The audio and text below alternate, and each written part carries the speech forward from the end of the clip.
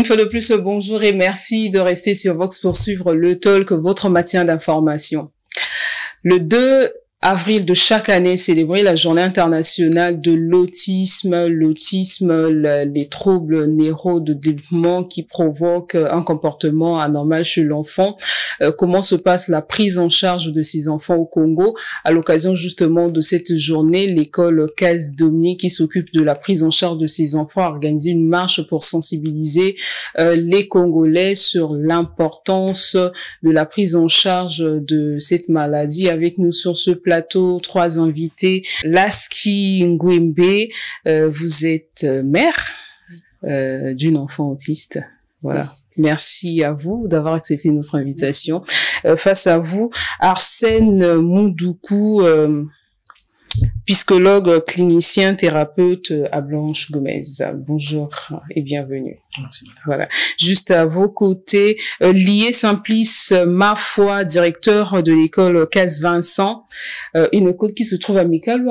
Bien sûr. Vous occupez également de la prise en charge de ces enfants autistes. C'est bien ça. Voilà. Avec vous, évidemment, on va parler de la prise en charge de ces enfants au Congo. Mais avant cela, la célébration de la Pâque, la fête des chrétiens, qui revêt une importance très capitale parce que marque la résurrection de Jésus-Christ. Suivez ce qu'a été la célébration de cette fête dans quelques églises, le reportage que nous avons réalisé. Période de carême, la communauté chrétienne retrouve la joie de Pâques.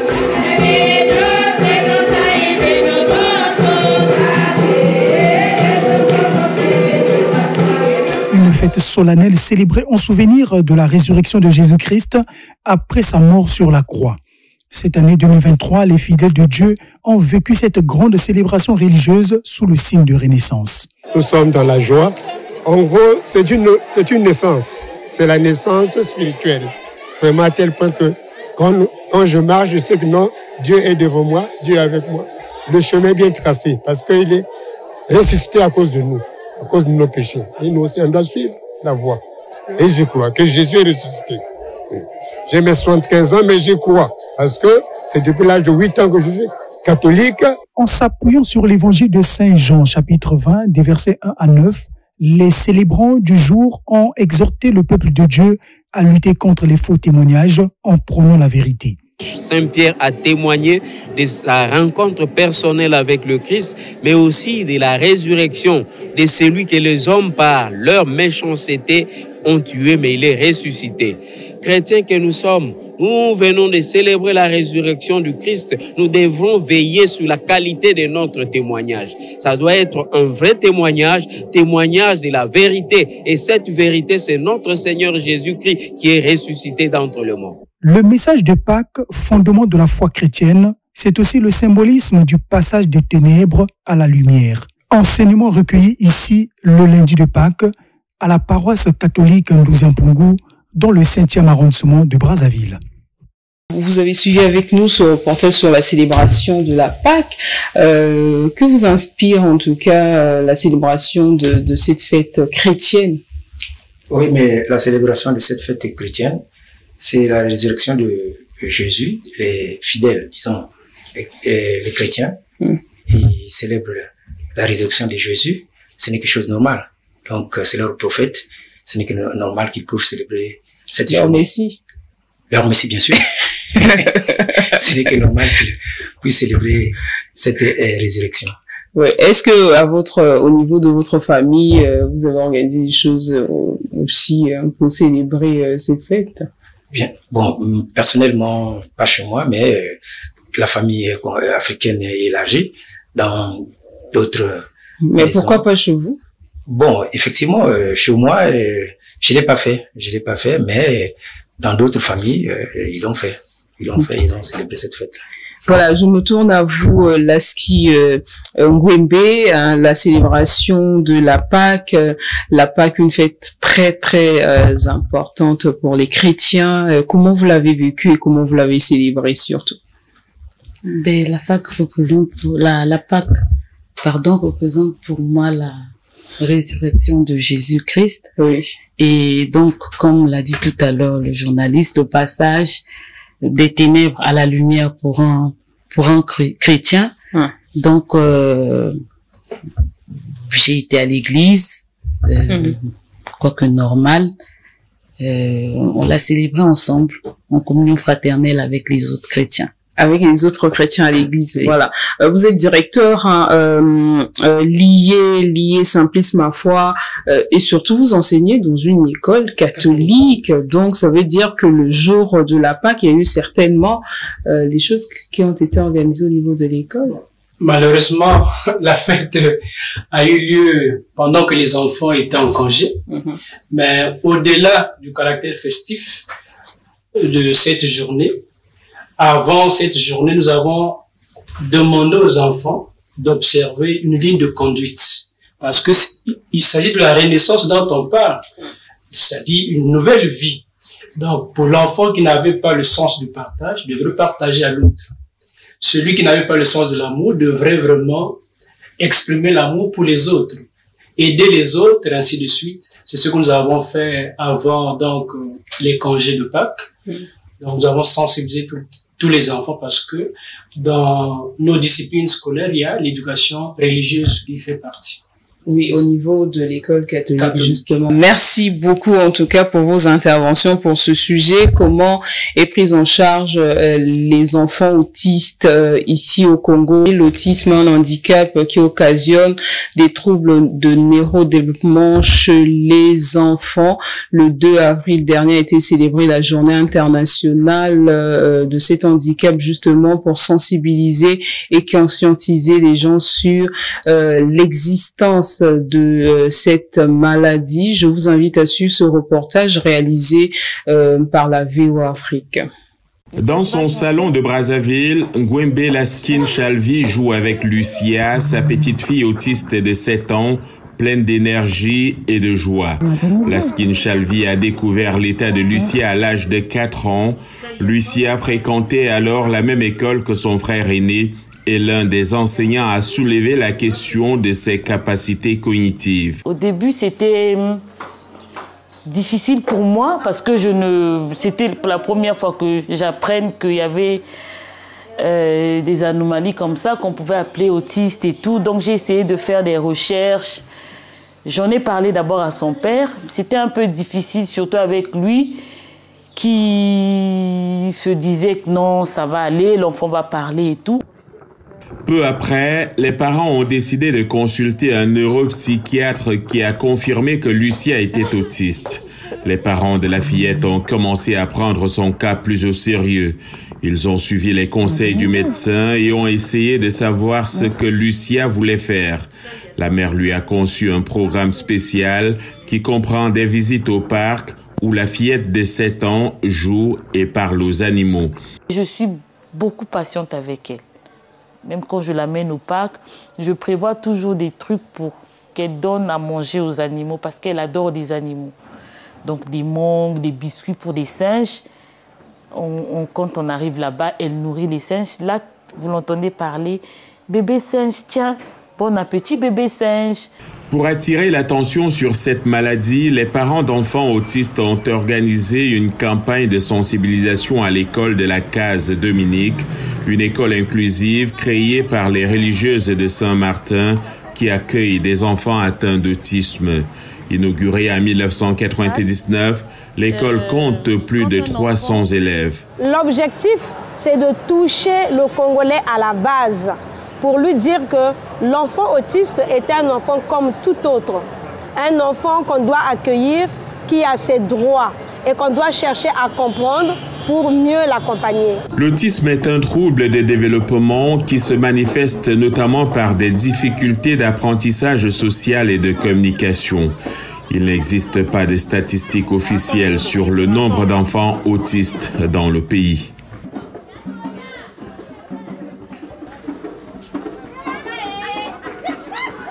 Alors, Laskin Ngwembe, d'ailleurs, c'est vous qu'on a suivi sur ce reportage avec Lucia, qui a 7 ans, qui souffre de l'autisme. Alors, pourquoi d'abord vous avez choisi de sensibiliser, parce qu'on vous a aussi suivi parce que l'enfant fréquente l'école Case Dominique, donc avec les sœurs de l'école Case Dominique, vous avez fait une campagne de sensibilisation le 2 avril dernier. C'était pourquoi? C'était pour sensibiliser, comme prévu, informer que l'autisme n'est pas vraiment une maladie comme telle. C'est un handicap, c'est une pathologie, et c'est pas une maladie parce que ça ne se guérit pas. L'autisme n'est pas seulement le 2 avril, mais ça se passe toute l'année, ça se passe toute la vie. L'enfant né autiste, ce n'est pas le parent, donc la mère, ni la faute du père, mais c'est un enfant qui est né autiste, et c'est vrai que ce n'est pas visible parce que ça se passe dans le cerveau.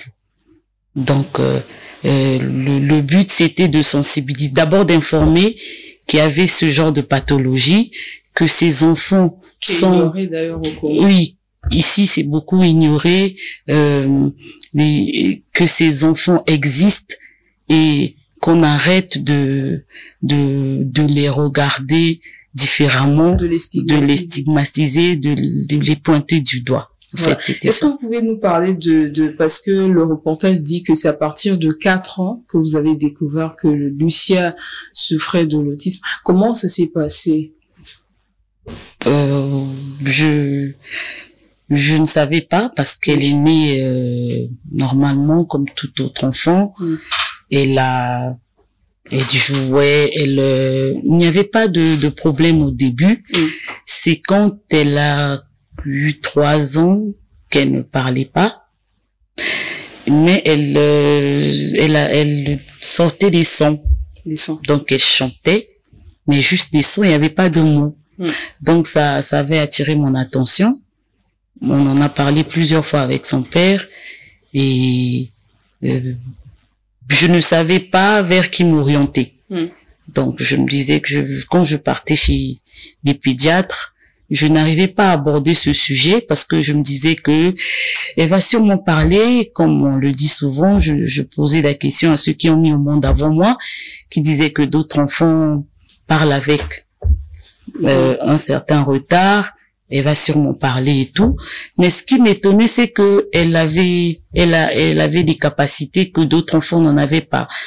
Donc, elle pouvait chanter une chanson avec des sons, mais toi qui es en face, tu arrivais à comprendre ce qu'elle chantait, en fait. Et elle lisait. Et donc, je cherchais, je me posais la question de savoir qu'est-ce que l'enfant pouvait avoir pour qu'elle ne parlait pas. Et un jour, j'ai rencontré un ami qui est médecin. Je lui en ai parlé. Il m'a dit, tiens, on va voir un de mes grands frères qui est professeur en pédiatrie, donc le professeur Ekouya. On a pris rendez-vous avec le professeur Ekouya qui a consulté l'enfant, qui m'a posé des questions par rapport à mon accouchement et tout. Je l'ai expliqué.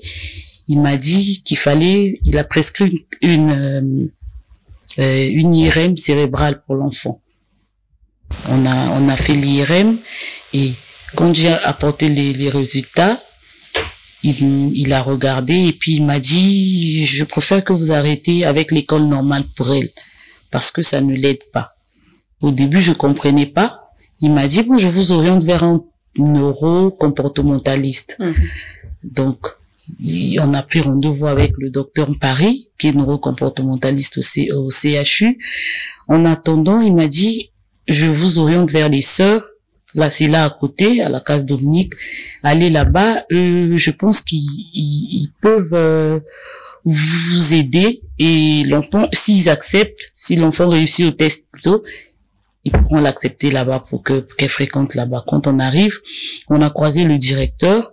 Je lui ai dit ce que le médecin m'avait dit.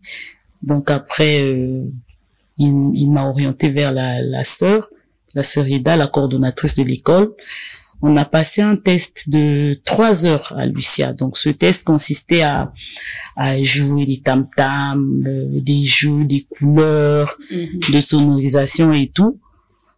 Moi, je m'ennuyais parce que je n'avais pas une idée sur l'intérêt qu'avait tout ce qui se passait dans la salle.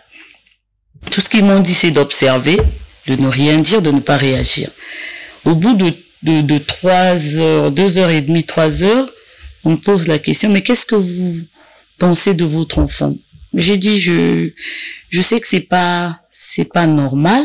Et à ce moment-là, vous ne savez pas encore que l'enfant souffre de l'autisme? Non, je savais pas, je n'avais jamais entendu ce mot. Oui. Et la sœur me dit, qu'est-ce qu'on dit là où elle fréquente? On dit qu'elle n'est pas assez intelligente parce que elle ne réagit pas forcément à ce que la maîtresse lui dit. La sœur me dit, mais c'est faux. Votre enfant a des capacités, mais au-delà d'un enfant normal. J'ai dit, ah bon? Je savais pas. Moi, j'ai dit, je pense qu'elle n'entend pas bien parce que quand je l'appelle, elle réagit pas. Elle dit, là, vous avez suivi, on a fait ça, ça, ça, ça, mais en fait, elle entend très, très bien. C'est juste qu'elle n'est pas intéressée.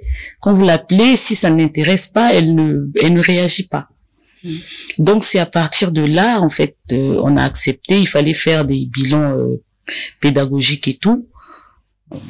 J'ai accepté, on a inscrit l'enfant, elle a commencé. La première année a été difficile parce que Lucia n'a pas intégré la classe. Elle ne voulait pas. Parce que là où elle était, à l'école normale, on la violentait. On la forçait d'aller en classe, chose qu'elle ne voulait pas. Pas parce que elle n'aime pas l'école, non. Parce qu'elle ne pouvait pas s'exprimer. Elle n'aime pas être en contact avec la foule. Et donc, comme la maîtresse ne comprenait pas ça, pauvre d'elle, elle aussi, elle n'était pas informée. Et donc, on a passé une année comme ça, à faire des thérapies avec des chants et tout à l'école. Oui. Et l'année qui a suivi, Lucia a enfin intégré la classe. Oui. Voilà. On va passer la parole aux autres. On revient à vous tout à l'heure parce que c'est assez émouvant ce que vous êtes en train de dire. Arsène Moudoukou, psychologue clinicien. Jusqu'à aujourd'hui, c'est vrai que c'est une maladie, c'est un handicap, une maladie qui est pas beaucoup connu, ignoré. Les parents découvrent avec surprise que l'enfant souffre de tel et tel handicap, mais sur le plan médical, il n'y a pas de diagnostic réel pour dire quelles sont les causes, qu'est-ce qui cause en réalité l'autisme. Elle a bien dit qu'ils sont allés chez un neuro comportementaliste, un neuropsychologue. On les appelle les spécialistes du comportement. Donc, ce n'est que lui qui peut, en principe, diagnostiquer.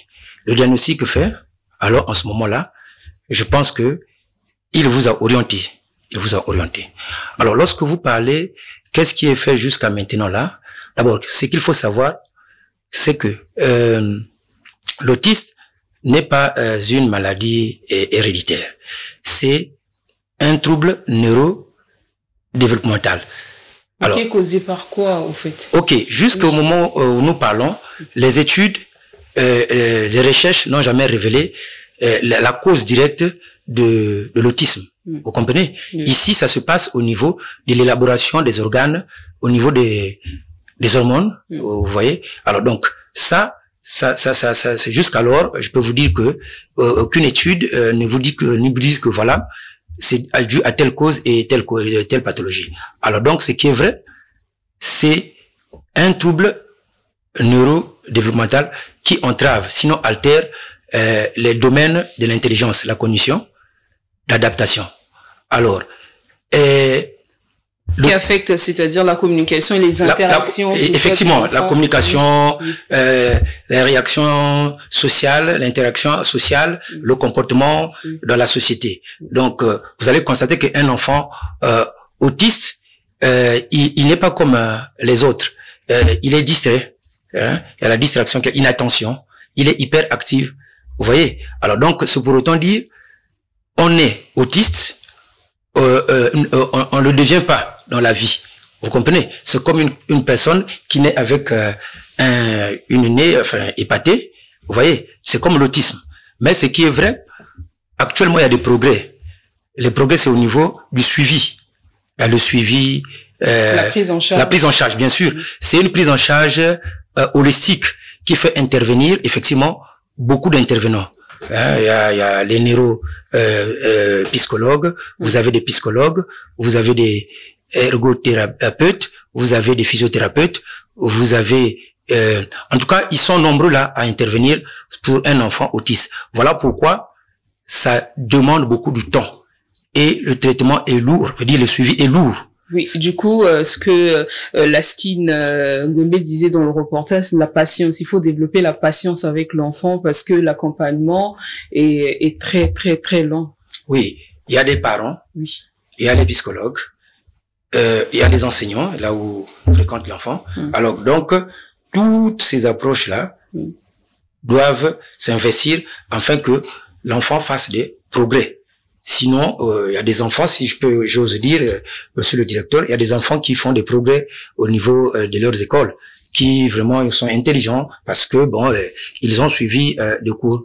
Donc c'est désordre. Sinon, du coup, ces enfants ont besoin d'un programme, des programmes qui sont spéciaux parce qu'il faut les sortir de l'école. C'est pas pour rien qu'on les appelle école spéciale. Oui. Parce qu'on ne peut pas les école informelle. C'est pas pour rien qu'on dit non. Vous avez un retard. Oui. On ne peut pas vous mettre ensemble avec ceux-là qui ont ce qu'on appelle une longueur d'avance que vous. Mais lorsque vous les mettez avec ceux-là qui ont la même longueur que, en tout cas, ça progresse. Ça progresse parce qu'ils ont la même intelligence, la même compréhension des choses par rapport à un enfant qui n'est pas autiste.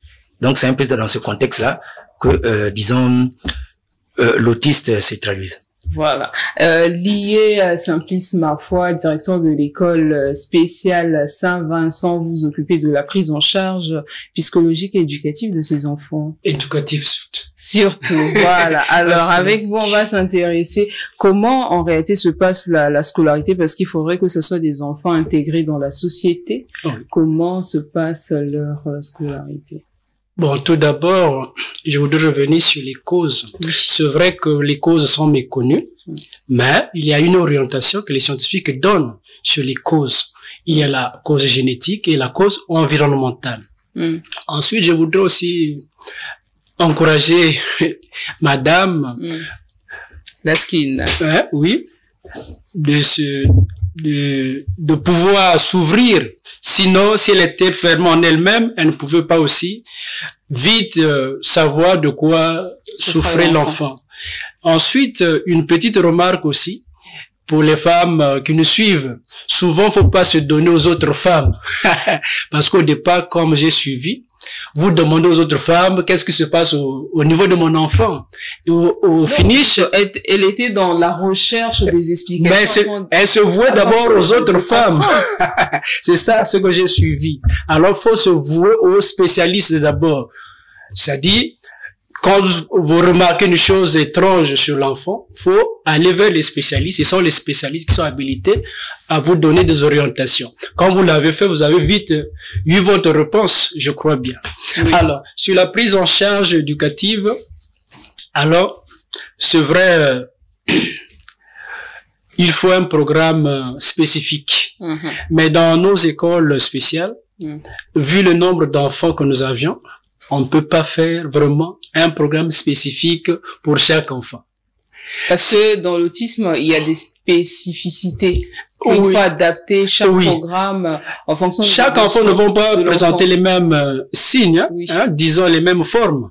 Donc, il faut un programme spécifique pour chaque type d'enfant. Puisque vous parlez de la forme, oui, on va revenir tout à l'heure au psychologue clinicien. Pourquoi on parle de plusieurs formes d'autisme? Oui, il faut les categoriser. Oui. Parce qu'ils n'ont pas, c'est ce qu'il dit, ils n'ont pas, disons, les mêmes catégories. Parce qu'il y a de ceux-là qui sont moins, et les autres qui sont vraiment plus, où les domaines, disons, sont entamés, les domaines essentiels. Vous avez, disons, la communication, ok, qui est entamée. Par exemple, pour le cas de Lucia ne communiquait presque pas. Voilà. Presque. Elle ne parlait pas, mais communiquait juste avec les signes. Les signes. Il y a aussi ceux-là qui ont un problème d'expression, problème de mémoire, voyez-vous. Donc, on les catégorise. Ils n'ont pas les mêmes problèmes, en fait. C'est ce que je voulais dire, monsieur l'enseignant. Effectivement, dans ce contexte-là, chaque enfant est spécifique. C'est un cas spécifique. Donc voilà un peu la prise en charge, cette prise en charge surtout au niveau des enseignants. Adapté en fonction de la réalité. De chaque cas. Oui. Ils n'ont pas les mêmes problèmes. Oui. Il y a de ceux-là, par exemple, qui ont des problèmes de compréhension. Il y a de ceux-là qui ont des problèmes de communication. Voilà pourquoi au niveau sociétal, vous allez constater que ils ont le problème de tisser des relations avec leur intérêt est restreint par rapport aux activités communautaires. Donc vous allez constater que c'est des enfants qui, bon, quand ils veulent jouer quelque part avec une chose, alors si vous l'appelez, en tout cas, ils ne s'intéressent pas à ça. Voilà pourquoi, même à l'école, pour ne pas les mettre dans une même classe avec les enfants, disons, je les appelle les enfants normaux, alors on est obligé de les placer dans des écoles spéciales. Voilà un peu. Voilà. Donc, je reviens à vous. Vous avez la parole. Oui, bon, c'est ce que je disais tout à l'heure. Il est difficile d'établir un programme spécifique pour chaque enfant parce que vu le nombre. Et puisque vous êtes directeur. Non, je m'explique d'abord. Vu le nombre que nous avons dans chaque classe, vu aussi le nombre d'écoles spéciales qui existent à Brazzaville. Peut-être Madame a eu la chance à la case Dominique, la sœur Ida se focalise maintenant ces derniers temps sur l'autisme. Mais nous, au niveau des écoles spéciales, dit Maison Case Vincent et puis Case Joseph, nous prenons beaucoup d'handicaps au même moment. Si bien que c'est l'enseignante qui vit qui est avec l'enfant, qui doit vraiment manifester des compétences vraiment propres par rapport à chaque cas. Oui. C'est dans ce sens. Est-ce qu'au niveau, parce que l'accompagnement, le suivi surtout scolaire de ces enfants-là doit être adapté, mais est-ce que au niveau de la formation que vous proposez au niveau de votre école, ça permet à l'enfant de se développer facilement? Oui, par rapport aux activités qui sont menées dans ces classes, ça éveille l'enfant. Mais puisque vous mélangez tout le monde, vous mélangez et les enfants autistes et ceux qui ne le sont pas. Donc quand je dis mélange, ça dit plusieurs handicaps. Oui. Ouais. Il y a les trisomiques 21, il y a les IMC, mais l'enseignant qui est chargé de prendre la classe va veiller. Incombe à l'enseignant, à l'enseignante d'adapter le programme en fonction de. Oui, par rapport à ce qu'on lui a donné comme répartition. Mais elle n'est pas tenue à respecter totalement la répartition parce qu'il a plusieurs cas dans sa classe. Eh bien, elle aura toujours un temps pour chaque type d'enfant qu'elle a dans sa classe. Ouais. Voilà. Alors, on revient à vous. La scolarisation, c'est vrai que c'est l'école Case Dominique qui a aidé Lucia avec son problème à s'intégrer et aussi à se développer. Est-ce que vous pouvez nous parler des difficultés rencontrées, aussi les liens sociaux qui existent entre Lucia et les autres enfants, surtout dans votre entourage et dans votre famille? Les difficultés, c'est comme on l'a dit tout à l'heure. Les difficultés, c'est surtout ceux qui ne sont pas informés sur la pathologie. C'est l'ignorance. Oui, ils sont, en fait, on est ignorant, on se dit que ce sont des enfants aliens, surtout pour ceux qui sont autistes, qui sont très intelligents. On se dit que c'est pas normal. Les difficultés, c'est que c'est les regards en fait que les gens ont envers les enfants. C'est le plus dur, c'est de ne pas comprendre en fait, parce que eux, ils ne communiquent pas forcément verbalement. Un enfant autiste ne te dit pas toujours ce qu'il veut. Il réagit à l'instant. Quand il a besoin de quelque chose et qu'il n'a pas reçu, il peut s'énerver. Et donc à toi, l'adulte, de t'adapter à lui.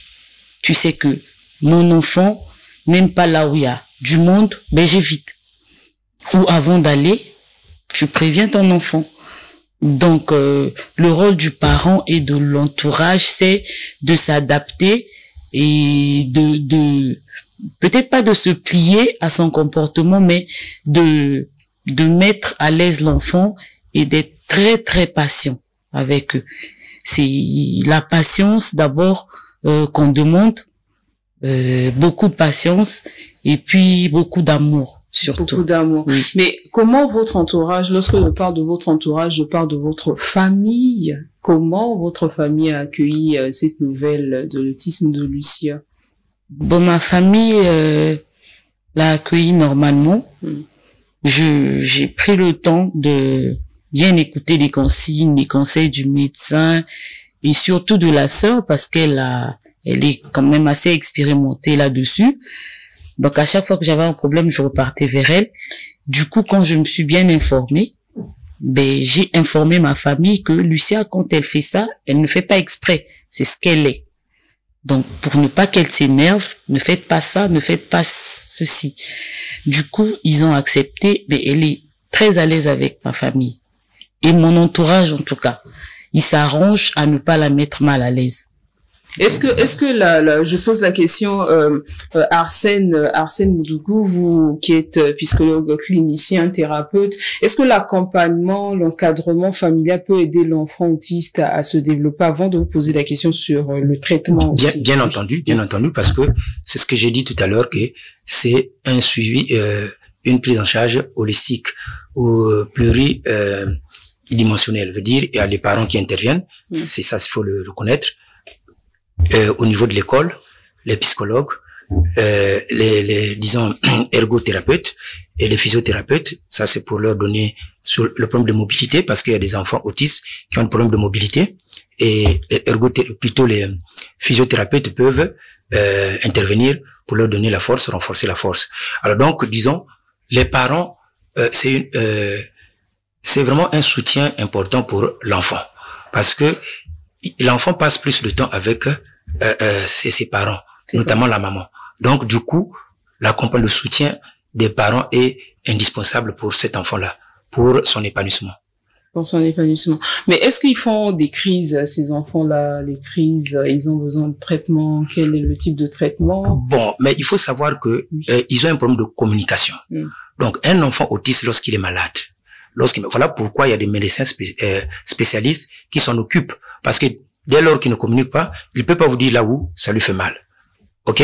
Alors donc, du coup, c'est souvent difficile. Mais quand c'est comme ça, la maman qui est à côté, la personne qui est, disons, ensemble avec l'enfant, doit savoir que non, cet enfant-là, d'habitude, il se comporte pas comme ça là. Et en ce moment-là. Voilà pourquoi il faut qu'il y ait accès à des soins généraux à ces enfants-là. Parce que ils souffrent, en dehors de l'autisme, ils souffrent d'autres pathologies physiques. Un enfant autiste peut tomber malade, peut faire un palu. OK? Un enfant autiste peut avoir des douleurs abdominales. Mais comme il ne communique pas, comment? Tu vois la difficulté qui est là où se trouve, là où il y a pour ces enfants-là. Alors donc, la communication et surtout les parents, la maman qui est à côté de l'enfant, c'est elle qui doit amener l'information, c'est le médecin pour dire non, mais voilà ce que l'enfant ressent. Parce que lorsque vous amenez l'enfant chez un médecin autiste, un enfant autiste, qui a des problèmes de communication, comment est-ce qu'il va dire au médecin que voilà, j'ai mal par ici, par là? Non. Alors donc, à ce niveau-là, les parents qui vivent avec l'enfant ont un apport important pour la maladie de l'enfant, pour amener chez le médecin. Qui affecte plus le comportement de l'enfant, cette maladie. Si on comprend bien, ça affecte plus de comportement. Oui, je parle ici là d'abord la maladie physique, parce qu'on a bien dit ici que l'autisme est un trouble neurobiologique développemental. Alors donc ici, bien qu'étant autiste, mais l'enfant peut tomber aussi malade.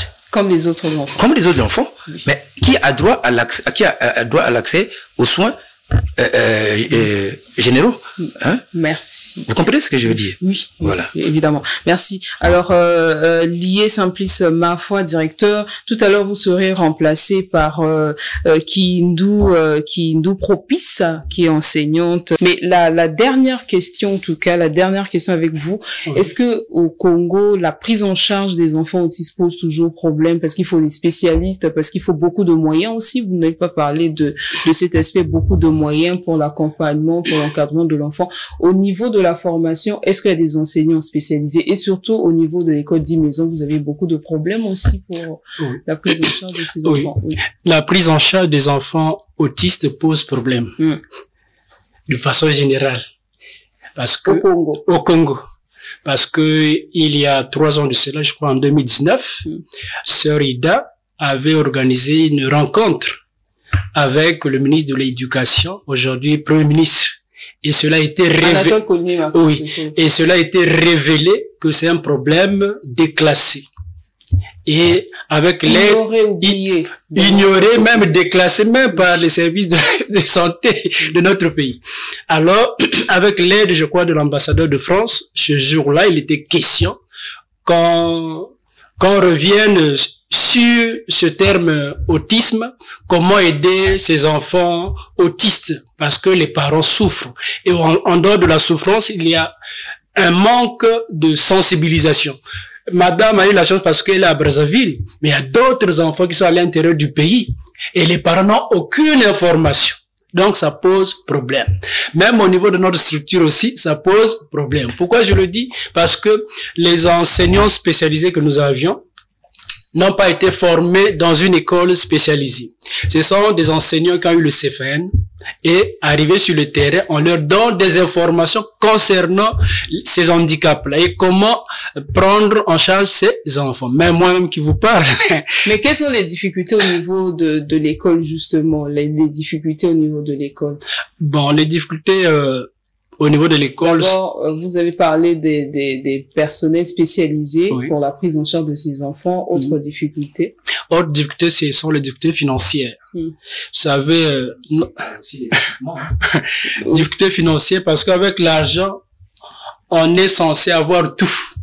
Le matériel, même appelé spécialiste, comme monsieur le psychologue venait de le dire, il y a aussi l'intervention des orthophonistes. Nous n'en avons pas dans nos structures. Donc, s'il y avait l'argent, on devrait faire appel à ces spécialistes-là de temps en temps qu'ils viennent nous assister dans l'accompagnement ou la prise en charge de ces enfants. Donc, la grande difficulté dans notre école, c'est l'argent. Avec l'argent, on est capable de former les enseignants, même si nous n'avons pas de structures ici au Congo, on peut les faire voyager, les former ailleurs et puis revenir prendre le relais. Voilà, merci à vous, lié Simplice Mafwa. Oui. Merci à vous d'être passé tout à l'heure. Nous allons prendre Kiyindou Propice, qui est enseignante, en contact évidemment avec ses enfants pour avoir aussi son témoignage. Merci.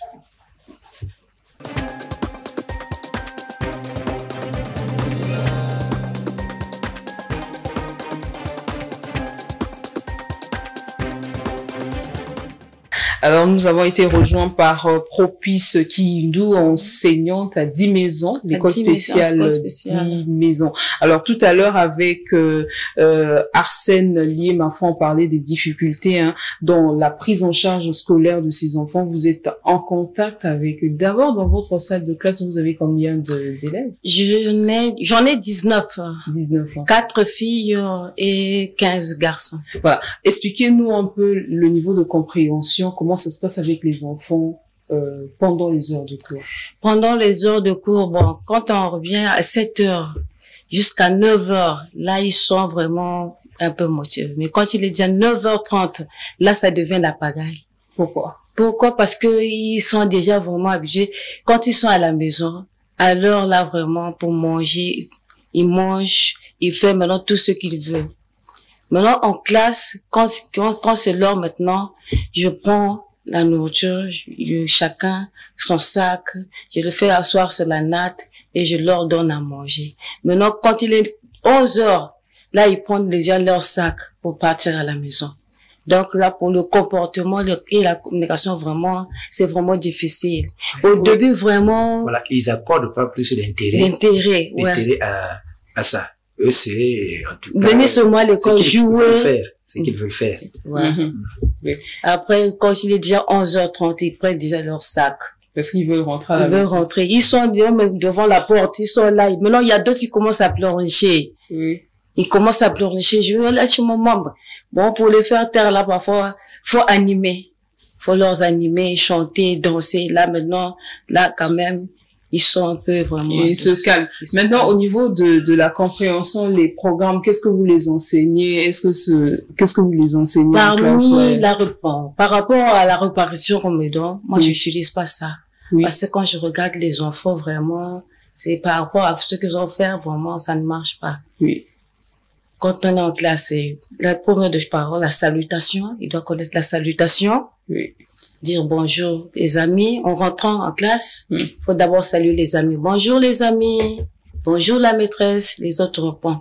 À travers là, d'autres aussi quand il vient, il y a d'autres qui sont un peu vraiment, mais à la fin, ils s'adaptent. Comment se chausser. Mais est-ce que dans votre classe, il y a certains enfants, parce que tout à l'heure, avant que vous puissiez nous rejoindre sur ce plateau, parler des spécificités de l'autisme, est-ce que vous avez dans la classe des enfants qui sont violents, par exemple, avec les autres? Ils sont là. Il y en a, bon, dans ma classe, il y en a 2. Vraiment, ils sont vraiment agressifs. Il peut pas voir son ami. Vraiment, dès qu'il Et qu'est-ce qui justifie, voilà, je repasse la parole au psychologue clinicien thérapeute. Qu'est-ce qui justifie la violence chez un enfant autiste? Ce qui justifie la violence chez un enfant autiste, c'est l'hyperactivité. Un enfant il y a l'impulsivité là aussi. Puisque déjà, vous allez savoir une chose, lorsque vous ne comprenez pas ce qu'on vous dit, vous finissez par vous se fâcher. C'est le problème qu'a ces enfants-là. Excusez-moi, entre guillemets, c'est comme le problème qu'a un sourd. Le sourd, quand il n'entend pas, lorsque vous avez, alors, il finit par s'énerver et il vient pour se battre. Alors donc, effectivement, les enfants autistes ont ce problème-là. Un problème d'hyperactivité, d'impulsivité. Voilà pourquoi, souvent, ils sont nerveux. Et là aussi, j'ai dit, au niveau... veut dire, lorsqu'ils veulent faire quelque chose, en tout cas, vous ne pouvez pas venir automatiquement demander, laisse de le faire. Il va se fâcher. Voilà pourquoi ces enfants-là n'accordent pas plus d'intérêt à autre chose, mais peu l'intérêt à ce qu'ils font. Si vous connaissez, voilà pourquoi il faut identifier les besoins pour ces enfants-là. Oui. Vous identifiez le besoin et les domaines d'intervention. En ce moment-là, vous pouvez bien prendre en charge un enfant autiste. Mais lorsque vous n'identifiez pas leurs besoins, leurs intérêts, alors tout ce que vous pouvez les proposer, en tout cas, c'est pas leur problème. Mais au niveau de la scolarité, par exemple, aujourd'hui, ils sont à l'école primaire, certains, ils sont dans les écoles spéciales. Est-ce qu'ils vont accéder aussi au cycle supérieur? Ben, pourquoi pas? Pourquoi pas? C'est en fonction des progrès. C'est en fonction des progrès qu'ils vont... Voilà pourquoi on dit qu'ils sont catégorisés. Il y a de ceux-là qui sont moins, je veux dire, peut-être parler entre guillemets, moins autistes, mais qui ont une catégorie qui peuvent aller à des écoles, disons, en classe supérieure. Alors donc, c'est pas tous les enfants autistes, et j'ai bien dit ici, ils sont, chaque enfant c'est un cas, un enfant autiste. Voilà, donc sur le plan développemental, ils n'ont pas les mêmes problèmes. Les problèmes sont différents. Celui-là peut avoir un problème de communication, l'autre un problème de mémoire, et ainsi de suite. Mais dans notre société, c'est plus pris comme un problème spirituel qu'un problème qui est médical. Bon, non, le problème c'est le poids de nos mœurs, nos coutumes et nos croyances. Voyez-vous, ici, on pense que lorsque vous faites un enfant autiste, c'est un mauvais sort. Et souvent, qu'est-ce qu'on constate chez nous en Afrique, notamment au Congo, lorsque vous avez fait un enfant autiste, le regard, ce qu'on appelle le regard des autres. Voyez-vous, vous allez constater même que il y aura des fréquentations pour les femmes enceintes, ils peuvent plus vous fréquenter parce que de peur que vous allez faire aussi un enfant autiste. Or que c'est pas le cas. Voyez-vous, on a bien dit que ça se passe au niveau génétique, au niveau de l'élaboration des neurones. Ces désordres-là commencent depuis la fabrication. Donc c'est pas un problème spirituel, comme le commun des mortels le pense. Bon, ce n'est que normal, c'est en fonction de nos croyances, nos pensées, et ainsi de suite. Est-ce que lorsque vous étiez à la recherche des solutions pour Lucia, vous avez rencontré aussi ce genre de commentaires? Vous étiez confronté aussi à ça quand on vous a dit que c'était un problème qui était spirituel, que... Non, moi je n'ai pas rencontré ce genre de raisonnement parce que je suis pas allée vers ces personnes-là. Oui. J'aimerais revenir sur ce que Madame a dit tout à l'heure. Vous savez, eux, les enseignants reçoivent des enfants pour un temps donné. Nous, à la maison, on passe plus de temps avec les enfants, donc on les comprend mieux que les enseignants et les médecins. Le premier problème d'un enfant autiste, c'est la communication. La communication. Un enfant autiste ne communique pas forcément avec la personne qui est en face de lui. Du coup, l'enfant autiste ne peut pas te dire j'ai faim s'il n'a pas les bons mots. Parfois, il peut te dire j'ai faim en silence. Et c'est aux parents ou à la personne qui est autour de lui de comprendre que l'enfant doit avoir faim. Et un enfant autiste n'est pas distrait comme on le pense. Ou un enfant autiste n'est pas... Il y a des choses qui retiennent son attention. Oui. La distraction que nous, on pense pour un enfant autiste, c'est le manque d'intérêt, en fait, pour si c'est une activité, pour cette activité-là. Mais présentez-lui une activité qu'il aime, ben, il sera jamais distrait. Un enfant autiste, pour celui qui aime lire, mais va lire, ne va pas s'arrêter. Vous voyez? Mais quand vous lui présentez des mathématiques, vu qu'il ne présente pas d'intérêt à faire les maths, du coup, pour lui, ça sera un jeu. Du coup, ça sera une distraction pour la maîtresse, parce que peut-être qu'elle a compris ou elle n'a pas compris, mais en fait, l'enfant ne présente pas d'intérêt à ça. La plupart des enfants autistes adorent la musique. En tout cas, s'il y a 10 autistes, 9 vont adorer, vont aimer la musique. En fait, ils ont du mal à se concentrer plus de temps comme un enfant normal, comme on lui dit. Vous arrivez quelque part où tout le monde doit être assis et calme. Un enfant autiste qui comprend, qui s'échange avec son parent, vous allez lui dire, s'il te plaît, tu t'assois parce que tout le monde est assis. Il va obéir parce qu'on lui a demandé de s'asseoir. Mais au bout de 10 à 15 minutes, il va s'ennuyer parce que ça ne l'intéresse pas. Donc, à vous qui êtes avec lui, de trouver ce qu'il faut pour essayer de l'intéresser, en fait. Le problème, c'est ça.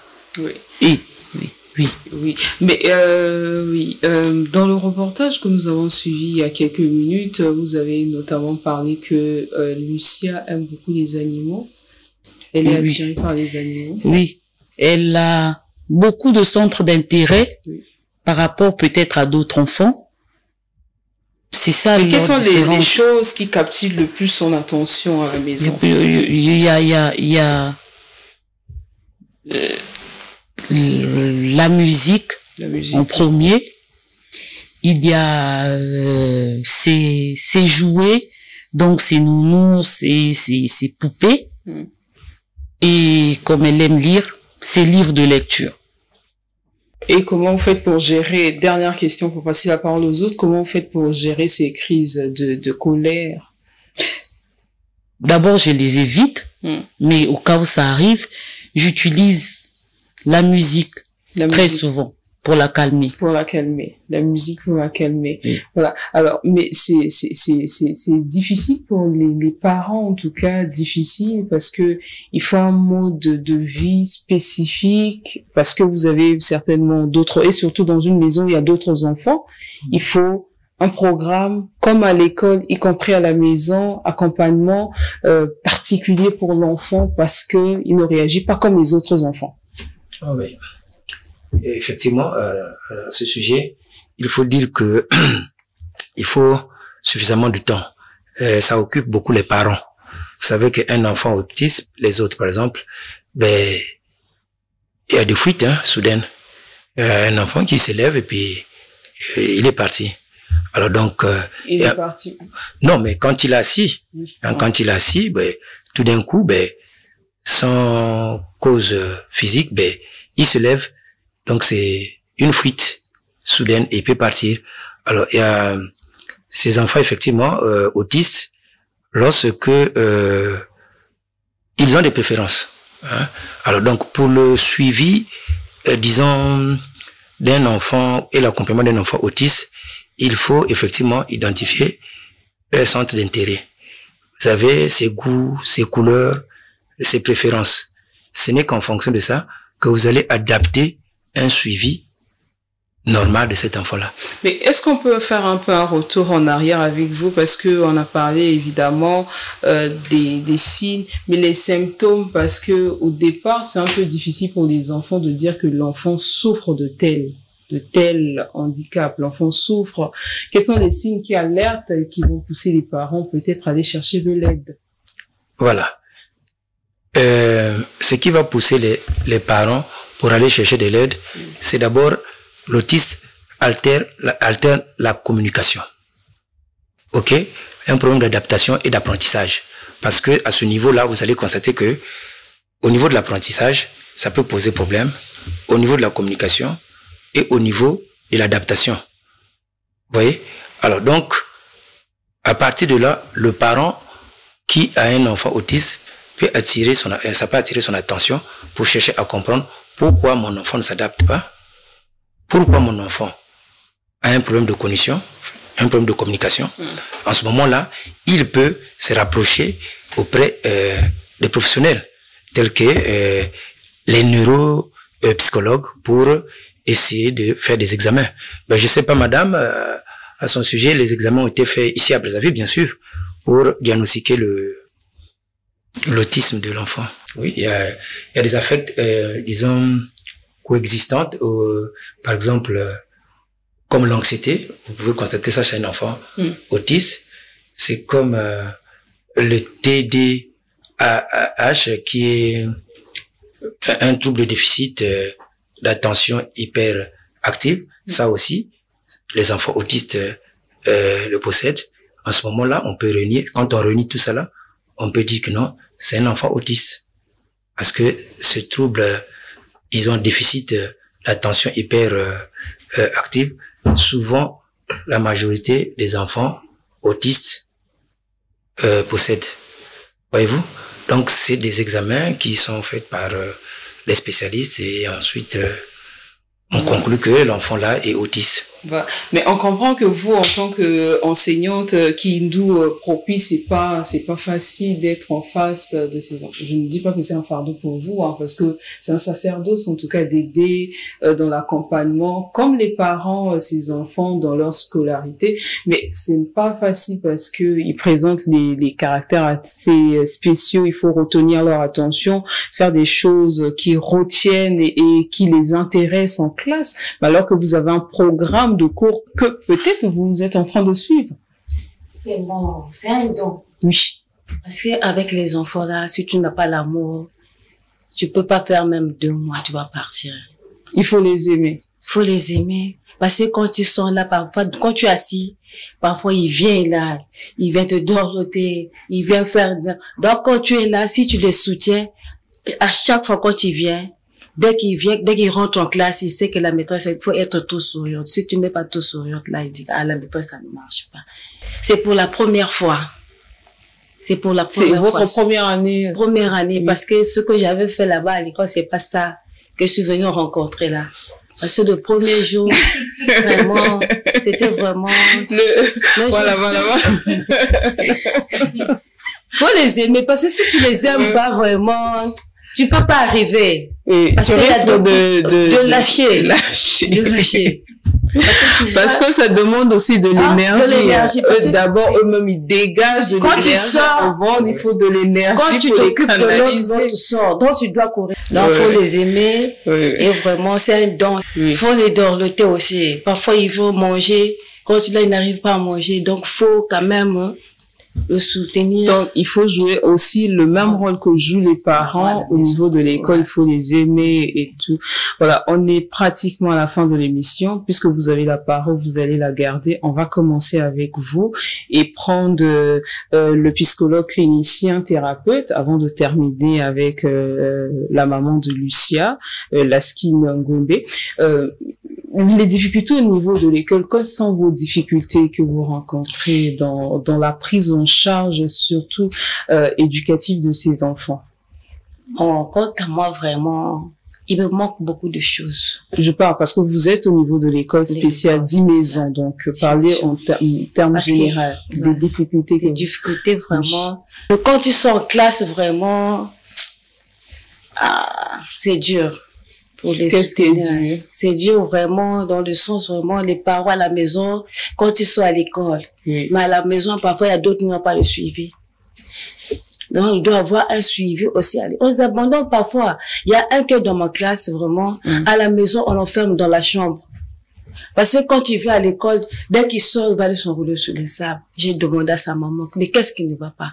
Mais pourquoi vous l'enfermez dans la chambre? Il faut lui laisser au salon lui aussi sur la télé. Les dessins animés, à travers ça aussi, il va se développer. On peut pas l'enfermer. Mais je demande vraiment de nous aider, de nous envoyer beaucoup de jouets. Surtout si c'est demander de l'aide, surtout pour renforcer. Il y a d'autres parents qui sont là vraiment. Maintenant, comme maintenant on a dit de payer, ils arrivent même pas à scolariser leurs enfants. Parce que l'école, entre-temps, l'école avait rencontré des difficultés économiques et vous avez demandé aux parents de participer à hauteur de 5 000 francs. 5 000, non, c'est 15 000, 3 trimestres. Oui. Maintenant, l'inscription, c'est 5 000. Donc, au total, ça fait 20 000. Maintenant, là, les parents n'arrivent même pas à payer. Parce que pourquoi il n'y a pas les moyens de soutien? Oui, alors Arsène Moudougou, ça demande de l'argent, la prise en charge de ces enfants. C'est pas facile pour surtout les familles démunies, scolariser, le traitement.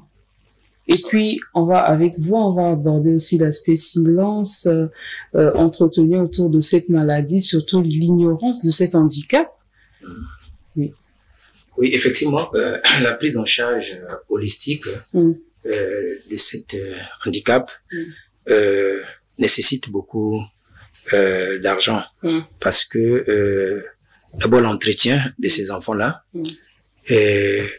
au niveau scolaire ou bien au niveau des intervenants, ceux qui interviennent pour ces enfants-là, c'est pas une seule approche qui intervient. C'est pluridisciplinaire. Vous avez là-dedans les psychologues, les psychiatres, parce qu'il y a des affections psychiatriques aussi au niveau de ces enfants-là. Alors donc du coup, il faut voir un psychiatre. Vous avez aussi les orthophonistes qu'il faut consulter. Vous avez aussi des ergothérapeutes, des physiothérapeutes. Donc du coup, toutes ces personnes-là qui interviennent autour de l'enfant nécessitent un investissement. Alors du coup, voilà pourquoi les pouvoirs publics doivent en principe regarder ce problème-là au peigne fin. Alors pour aider, ces parents-là qui n'ont pas de moyens, qui ont des enfants autistes et qui sont parfois enfermés dans les maisons et faute de n'aient rien, enfin n'ont pas l'argent pour faire face, même pour les envoyer à l'école. Alors donc c'est un problème de santé publique, donc du coup le pouvoir public a intérêt à agir à propos. Alors la question que vous venez de poser sur ce qu'on appelait l'ignorance de la maladie, oui, de l'handicap. Effectivement, dans notre société dans notre société il y a l'ignorance de cette maladie-là. Généralement, les gens pensent que c'est un mauvais sort qui a été jeté par tel parent pour faire un enfant autiste. Merci à vous. On va terminer avec vous, Lasky Ngwembe, votre message de sensibilisation à l'endroit de ceux qui nous suivent, aussi à l'endroit de certaines familles sur l'autisme. Ce que je dirais, c'est que l'autisme n'est pas forcément un handicap. L'handicap, c'est de vouloir à ce que ces enfants se comportent normalement alors qu'ils sont différents. Donc ça, c'est le message que je vais donner à ceux qui veulent que les autistes se comportent normalement. Alors que ce sont des enfants qui sont différents. Oui. Tout simplement.